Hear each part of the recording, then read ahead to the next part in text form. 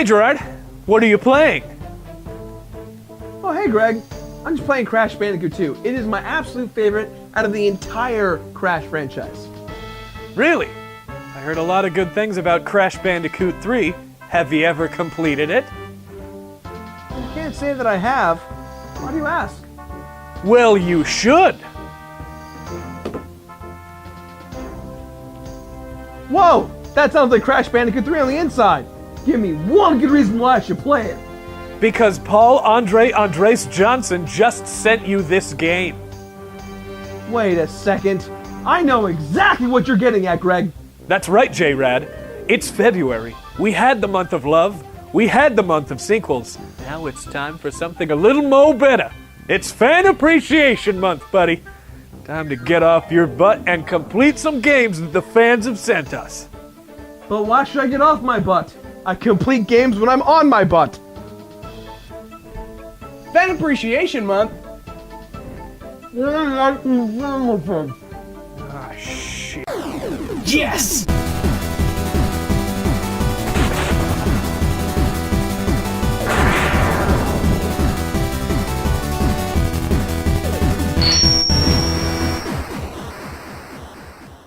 Crash Bandicam 3! Welcome to Fan Appreciation Month right here on The Completionist. You guys have sent me so many games over the course of the past few years, and I want to say thank you by playing some of them for you.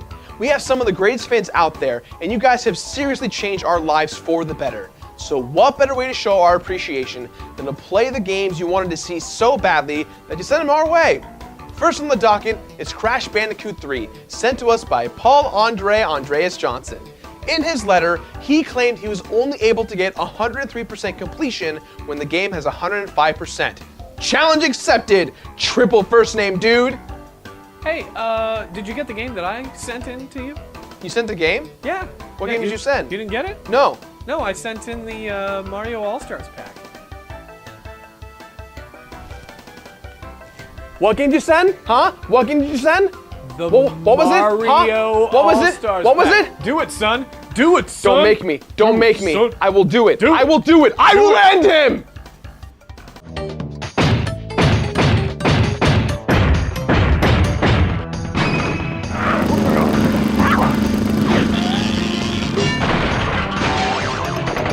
Crash Bandicoot 4! Crash Bandicoot 3 Warped, the follow-up to Crash Bandicoot 2. I'm very interested because I've never completed Crash 3. I admit I've only played a few hours prior to this review, and I still kind of favor Crash 2 more. So let's see if it steps up its game. But Batman, you messed up in the Crash review. Did you know that? Who's Ned Cortex? Did you mean Neo? Like the Matrix? Take the blue-red pills. Take them both. Yes, let me just first apologize for Crash Bandicoot 2 a little bit. I called him Ned when I meant to call him Neo. It was a typo, an honest mistake of just being too tired late at night. I mean, I'm only human. No, you're not. You're the Completionist. Half beard, half machine, and half clown. Also half lasers. Is that too many halves?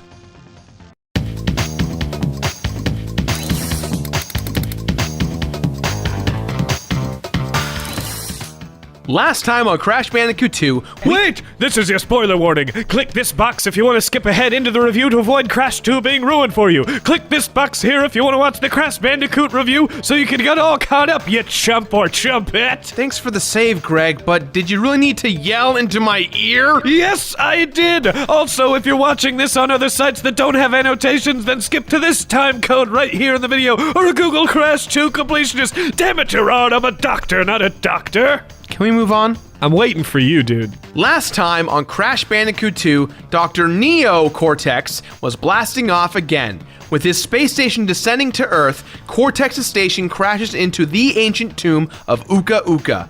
Uka Uka is a very powerful evil tiki mask that was put away by his brother Aku Aku, the tiki mask that has been helping Crash out in the past 2 games. Uka Uka is a palindrome of Aku Aku. Science. I'm good at it.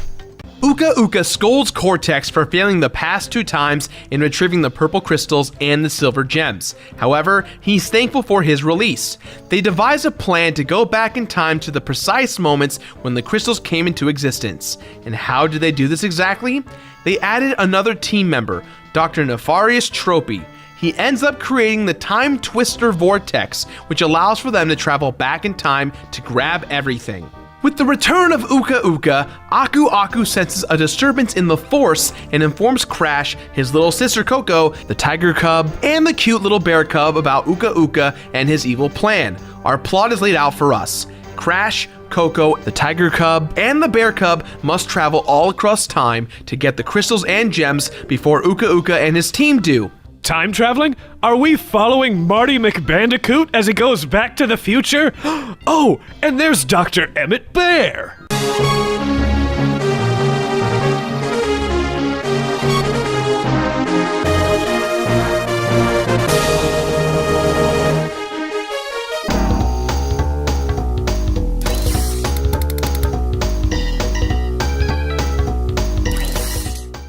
While Crash Bandicoot 2 was already pretty impressive, Crash 3 has subtle improvements, but not enough to blow anyone away. Naughty Dog had roughly 10.5 months to bring us the final installment in this trio of games, and within these 10.5 months of development, Naughty Dog created 3 separate graphical engines. They also used the original Crash 2 engine. Why did they use so many different engines? Why no Revengein? Well, they built a majority of the game on the original Crash 2 engine, but they wanted to bring in a bunch of new elements for the third game, all of which required a total revamp of how the game looks and is played. 2 engines were separately designed for the water ski and jet plane levels for Coco, and the third engine was the motorcycle levels for Crash. These designs are very fun and pretty straightforward, having very few errors. I miss the overworld area from Crash 2.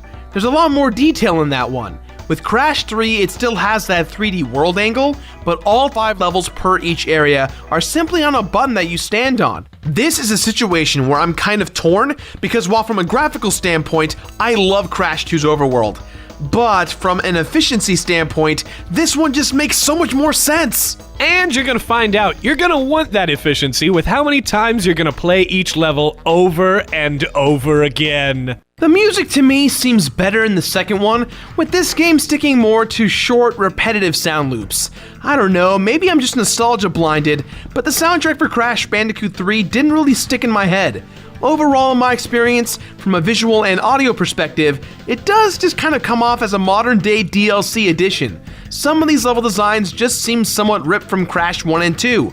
Nevertheless, this game does everything very well, and it should be praised for it. Here game, that's a good game. Who's a good game? You are.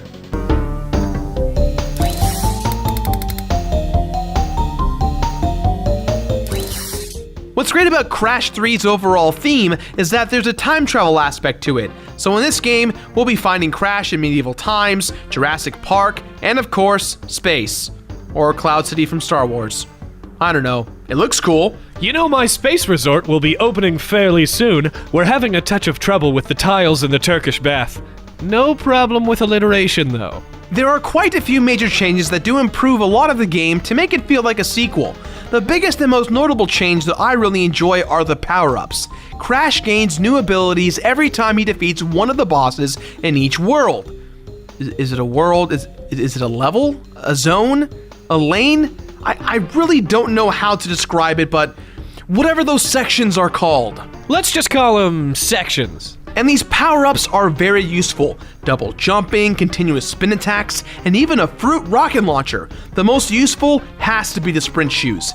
These power-ups finally give us a more progressive feel for Crash as a character, especially since some levels, like Crash 2, will require multiple visits. Speaking of multiple visits, you'll be doing dozens for almost every level you play for a few reasons. Your first playthrough is to grab the purple crystal and silver gems for destroying all the boxes. Maybe you'll do a second or third playthrough to get the colored gem, or when you get the other gems from a secret level. But from playthrough 3 or 4 onward, it's all about the time trials. After beating a level, you will unlock the ability to speedrun the level in a time trial fashion. Doing so will get you a Sapphire Relic, which adds to your percentage. The insanity builds as you need to do this a second time, beating another new set time to get the Gold Relic. And if things can't get worse, there's a Platinum Relic. We'll get to that later on, but the point is, get comfortable. You'll be playing this game for quite a while. Boy, good thing you didn't get up off your butt like I told you to. First time I've ever given bad advice. The levels where you play as Coco are great for when you take a break for playing as Crash. Coco's playstyle is very different from Crash, as you'll be riding the Tiger, the airplane, or the jet ski. These levels do range from an open world layout to a more linear, straightforward path, but they do really make the game fun and interesting, and Crash does get his fair share of improvements too when he gets to ride a motorcycle. So let's just recap for a sec. It's imperative that you get all the boxes, crystals, gems, color gems, and now 3 levels of time trial platinum relics per level, not to mention that there are a lot of secret levels that truly are secrets. You've got to spend a lot of time trying to find them. Come on, Beard Machine Laser Clown. You're not getting soft on me, are ya? No, Greg, they don't call me the Completionist for nothing.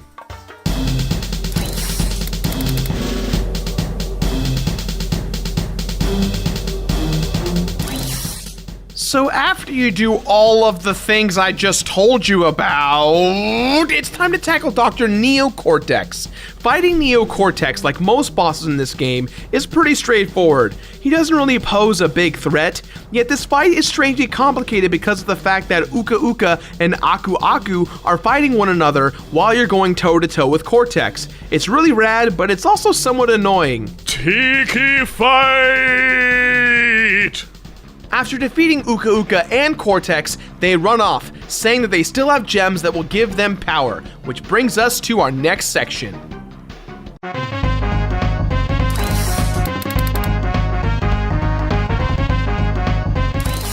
The completion bonus is a major feat to accomplish. If you do it, you'll feel very rewarded because it's not easy.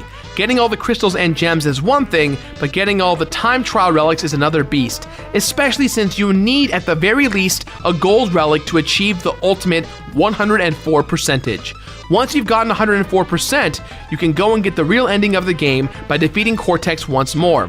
The Time Twister implodes and takes both the Doctors and Uka Uka into a sealed time warp in which the Doctors are now babies fighting over the mask. Hey, that's the plot of The Mask too. What a terrible, god-awful movie that was. When you're done with all of that, approach Coco in the main overworld hub, and surprise, she'll give you the last gem in the game, giving you 105%. Ooh, fireworks. So pretty. The biggest bummer about Crash 3's Completionist bonus are the Platinum Relics. Platinum Relics, which are balls hard to get, don't do anything at all for your percentage or the ending of the game. Getting them is a waste of time, and you'll be very angry with your end result. And getting the gold gets you the same results as getting the platinum, so there's no point. Hey, it's like the Winter Olympics. It just doesn't really matter.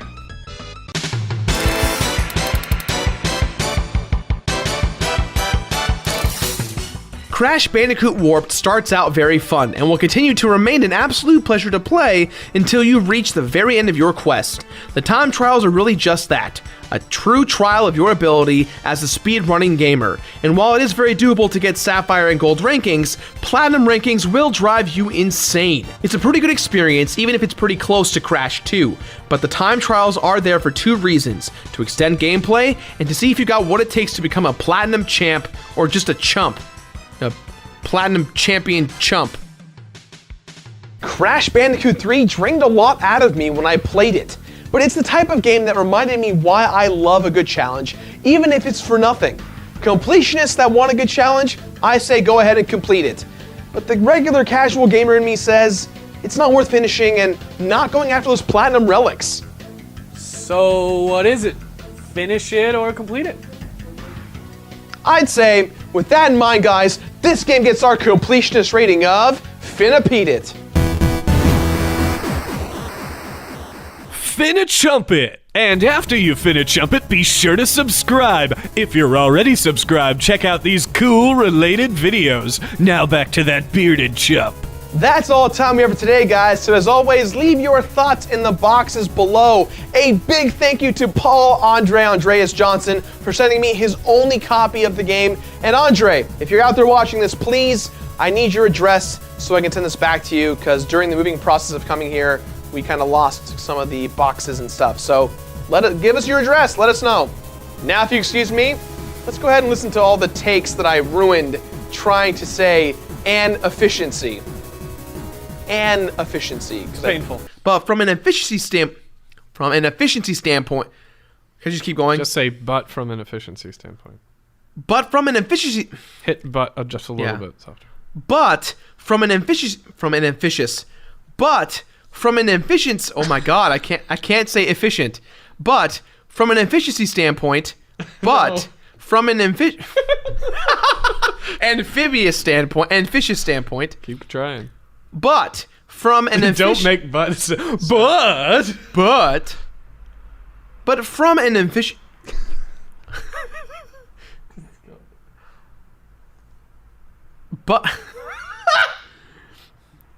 but from an efficient why is this happening? But from an efficiency standpoint, No, you still said efficiency. but from an efficient stand.